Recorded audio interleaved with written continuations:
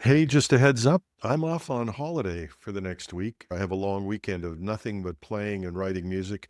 I should have the weekend show pre-recorded, but there will be no Friday or Monday podcast. I'll be back on March 5th with our regular show. 1.5 billion Bybit heist attributed to North Korean Lazarus Group. Google replaces SMS authentication with QR codes to enhance security. Massive botnet targets Microsoft 365 accounts with stealthy password spraying attacks. And scammers exploit PayPal's new address feature to send phishing emails. This is Cybersecurity Today. I'm your host, Jim Love. In a record-setting cyber heist, approximately $1.5 billion in Ethereum was stolen from the cryptocurrency exchange Bybit. Investigations have linked the attack to North Korea's notorious Lazarus Group. The breach occurred during a routine transfer of Ethereum from Bybit's cold wallet to a warm wallet. Now, for those who don't know, and I might be oversimplifying, cold wallets are offline storage often kept isolated from the internet, except for transfers of this type, to the warm wallets that are used for regular transactions. Now, somehow, the attackers manipulated the user interface, making it appear that the funds were being sent to the correct address, but they altered the underlying smart contract logic, redirecting the assets to an address under their control. Security firm Checkpoint suggests that the hackers might have compromised devices of multi-sig signers, those authorized to approve transactions, possibly through malware, phishing, or even supply chain attacks. Bybit has assured its users that their assets remain secure and that the company maintains full solvency. To date, nearly $43 million of the stolen funds have been recovered, thanks to the swift action of various cryptocurrency services who froze the illicit assets. And Bybit has also launched a recovery bug bounty program offering up to 10% of the reclaimed amount to individuals who assist in retrieving the stolen funds.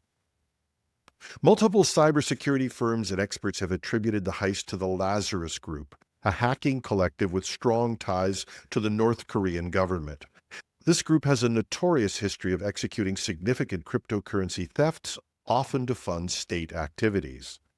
So this incident underscores the vulnerabilities inherent in digital asset platforms, even those employing cold wallets and multi-signature authorization.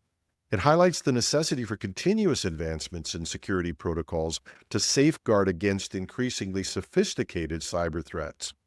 Not only do these exchanges have to revisit their security infrastructure, the speed at which these stolen assets can be transferred and laundered requires some means of ensuring collaboration and maybe even policing these various exchanges.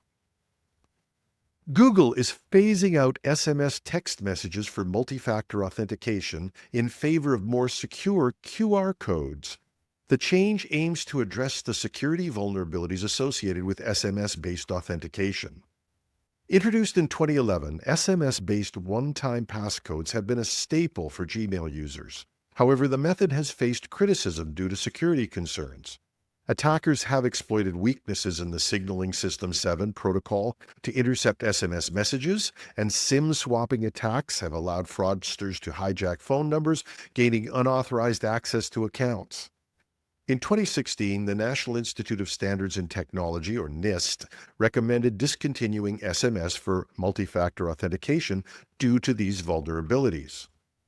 Beyond security issues, SMS authentication has been susceptible to traffic pumping schemes. In these scams, malicious actors generate unnecessary SMS messages to numbers they control, incurring significant costs for service providers.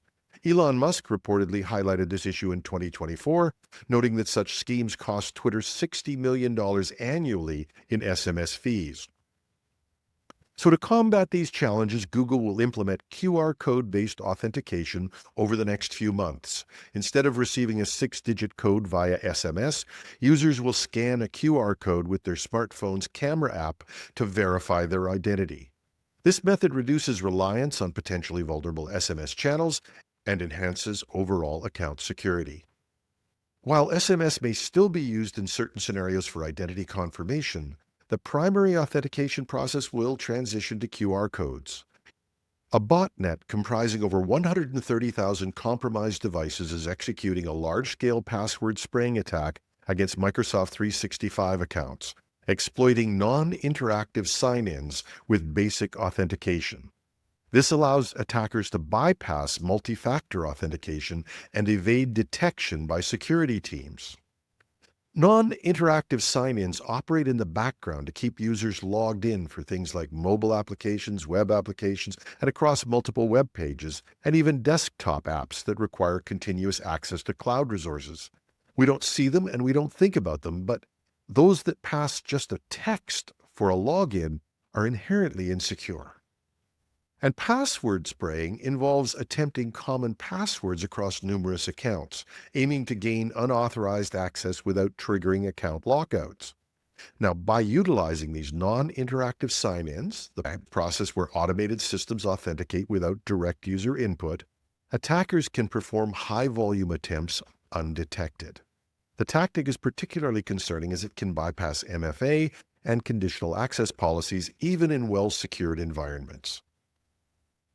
The infrastructure supporting this botnet includes command and control servers hosted in the United States with proxies operated through cloud providers linked to China. The botnet systematically uses stolen credentials from InfoStealer logs to target a wide range of M365 accounts, minimizing account lockouts while maximizing the probability of compromise. Security Scorecard, who detected and reported this activity after inspecting the failed login, says, "As we have seen direct evidence of this behavior in our non-interactive sign-in logs, we encourage anyone operating an M365 tenant to immediately verify whether they're affected, and if so, to rotate credentials belonging to any organization accounts in the logs." Microsoft, who began replacing basic authentication in 2021, say they will have it fully replaced by September 2025. Cybercriminals have found a way to misuse PayPal's new address feature, sending legitimate-looking emails from service@paypal.com to unsuspecting users. In fact, they use this actual address to get by automated checking. These emails falsely confirm the addition of a new shipping address and mention a high-value purchase. An example is usually something like a MacBook M4. That's enough to get people concerned, and recipients are urged to call a provided phone number if they did not authorize the transaction. When you get the person on the line, you'd be tricked into downloading a software program, which leads to your eventual compromise. But how do they do this? The folks at Bleeping Computer dug into it and found that scammers log into their own PayPal accounts and they add a new shipping address. In the address fields, they insert the fraudulent message about high-value purchase and include a phone number controlled by the scammer. PayPal automatically sends a confirmation email to the scammer's registered email address, acknowledging the addition of the new address. Now, here's where they've been really clever. The scammer's email account is set to automatically forward confirmation emails to a mailing list of potential victims. Now, since the original email comes directly from PayPal's servers, it now appears authentic and bypasses spam filters and other protection. Concerned recipients, believing their account has been compromised, call the provided phone number, and then scammers use that to gain remote access to the victim's device under the guise of assisting with account security. Now, this is a pretty tough one to spot, but it could be avoided if proper cybersecurity vigilance was in place. Our colleagues need to be trained. You never use the number provided in an email, nor do you follow a link in an email. You always go back directly to the real app or service. And of course, nobody should ever be allowed to be talked into loading software onto their machine unless they are absolutely certain it's legitimate. There's a saying in carpentry, which is measure twice, cut once, and that maybe could be applied to cybersecurity. Validate twice before you do anything, and if it feels vaguely uncomfortable, validate again. And that's our show. Remember, I'll be off till mid next week, but I'll talk to you again next Wednesday morning, fresh and back from the land of rock and roll. I'm your host, Jim Love. Thanks for listening.